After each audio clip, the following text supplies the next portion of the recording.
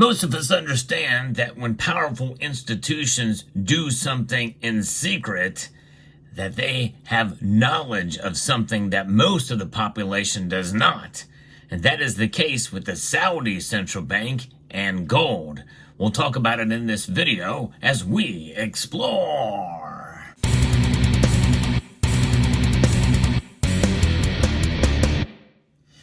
Gold. It is the ultimate store of wealth. Central banks know this around the world, and that is something that most people don't really fully grasp and understand. But as to the seriousness of gold being that stable store of value, that ultimate insurance policy, many people feel there are things occurring in the world right now that are hastening gold as that ultimate safe haven. And this is why some things are being done in secret. We've got some news that Jan Nieuwenhuis has shared with us that I think gives us a little insight as to what's happening. It is not just Saudi Arabia. Many people feel that China has been doing this for a while as well. The Saudis have joined other Asian countries in ditching their long-term sensitivity to the gold price. Evidence suggests that Saudi central bank has been covertly buying 160 tons of gold in Switzerland since early 2022, contributing to the current bull market. Yes, indeed. And remember, I first reported on this a couple of years ago with the same information that many of us were seeing in the news, that this is the most central bank gold buying that we've seen since 1967. Although the Saudis played a key role in the birth of the global dollar standard in the early 1970s, this time around, they might even become a linchpin for its dissolution. In fact, that is reference to the petrodollar system, which essentially, after August of 1971, Henry Kissinger sought to find a solution to prop up that dollar big time, and so with Saudi Arabia being the centerpiece of the new petrodollar system in 1973. That's exactly what happened. Oil for dollars, and that set up that system. And that essentially has been abandoned now because, well, it's not needed as much anymore. Energy flows in and out in various different ways, and we know that the OPEC cartel, has a firm grip in a sense. But most of the trades that are occurring around the world, 58% of them internationally are done with dollars. But that's down from 72% in 2020 and 2002, as I reported previously. Until recently, Saudi Arabia's gold demand would decline when the gold price went up and strengthen when the price went down. And this dampened volatility in the gold market, which for many decades was ruled by the West. Ever since the West immobilized Russia's dollar assets in February of 2022, those with the diplomatic disagreements with the West are increasingly exchanging their dollars for physical gold. Saudi Arabia is the latest country after China and Thailand, of which has been found cross-border trade statistics showing it has shifted from being price sensitive to a price driver. That's right. They're not reacting to the price of gold. They are now driving it by making these purchases, and that's been the case, at least in part, in secret since 2022. During the entire rally from late 2022 until present, the Saudis have been a constant net importer, which has boosted the gold price. The icing on the cake is that part of the flow into Saudi Arabia. The gold coming from Switzerland actually goes into the Saudi central bank, aka the Saudi Arabian Monetary Authority. Yes, and you remember there was a time when Saudi Arabia, through the U.S. Mint, would produce these Aramco discs. I've actually shown them on my channel early on in the early stage of the channel. A friend of my friend had some of those, and it was pretty cool to see those Aramco discs with the eagle on it and the like. But alas, we can have gold in our portfolio. It's in the history of it and how it comes in the different forms that it takes is quite intriguing. Now, formally, any country's cross-border gold trade statistics refer to non-monetary metal, meaning privately owned. Monetary gold owned by central banks is exempt from being disclosed in trade numbers. And I did not realize that. Think about that. Non-monetary metal and monetary metal.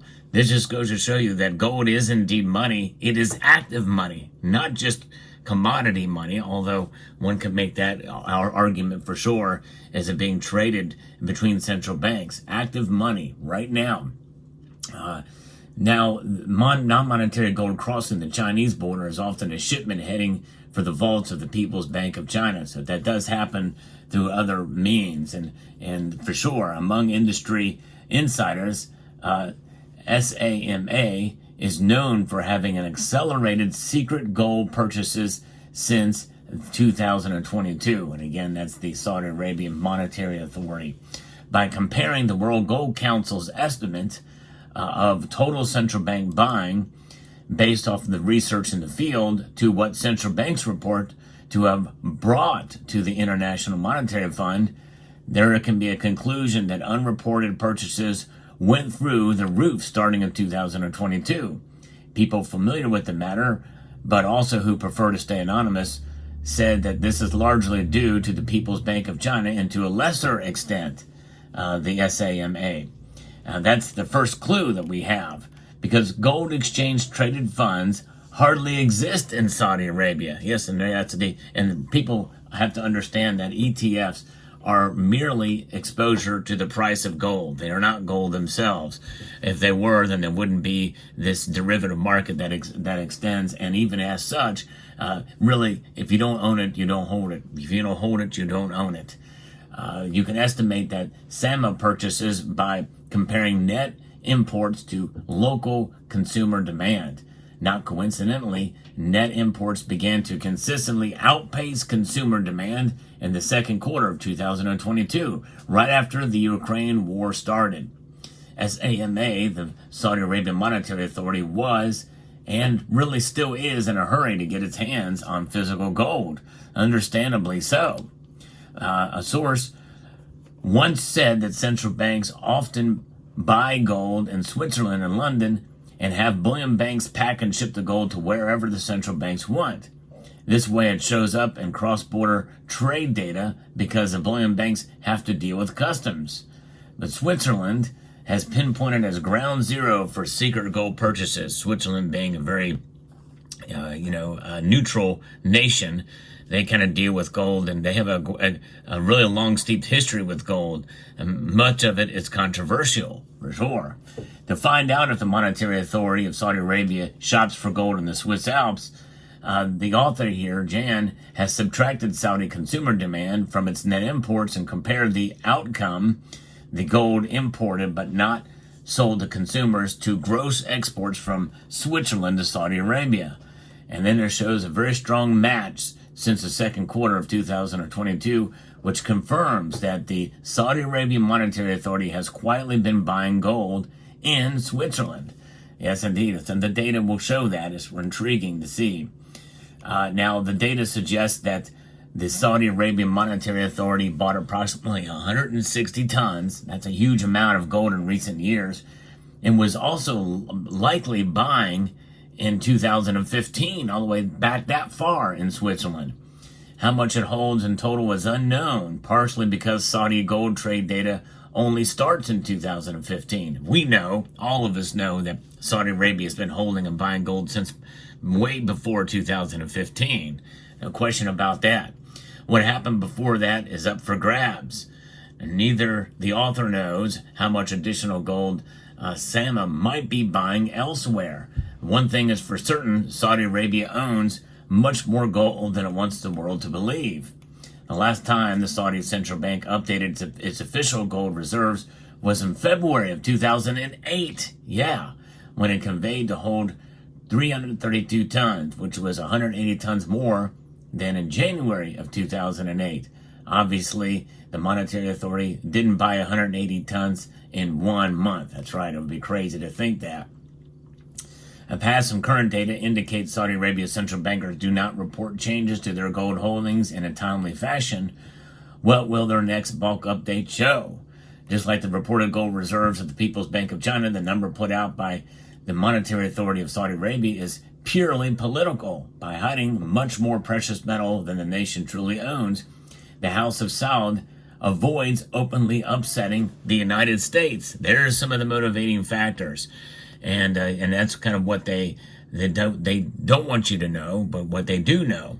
They don't want to upset, but they also want to protect, because they are actively de-dollarizing at this moment in time.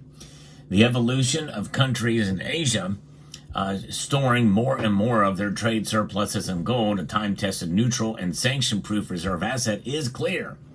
Next to 160 tons by the Saudi Arabian Monetary Authority, the calculation that the People's Bank of China bought 1,600 tons since the war in Ukraine. Both central banks, the former of the most influential country on the oil market, and the latter, the second largest economy globally, must be confident in what direction the gold market is headed. And you know what the answer to that is, and what they know, and what we know, is that it is heading up. Like I said in a previous video, $3,000 gold is on this current trajectory at least, and that is the big situation. That is the big outlier here. If we stay in the current trajectory, $3,000 gold is literally right around the corner.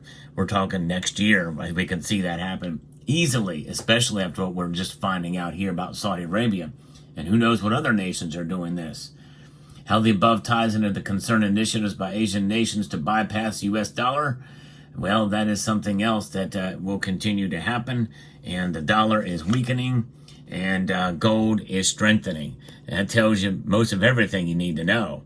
And now, again, there's always caveats as to what the gold market is or what it will do. But regardless, this is some news heading in this direction. Now, this little gold coin right here is a recent acquisition. It's a 10th ounce gold eagle that I recently purchased at a fairly decent price. If I'm going to buy a fractional gold, I want to make sure, indeed, that I'm not paying too hefty of a premium, considering where spot price is these days. But adding a little bit more gold to the portfolio, to the stack, is the mission here. And hopefully it is for you as well. Let me know what your thoughts are in the comment section down below. Hope you found this video informative, insightful, and educational. I'd like to extend a multitude of gratitude to each and every one of you for taking the time to watch, and to encourage you to please rate, share, comment, and subscribe.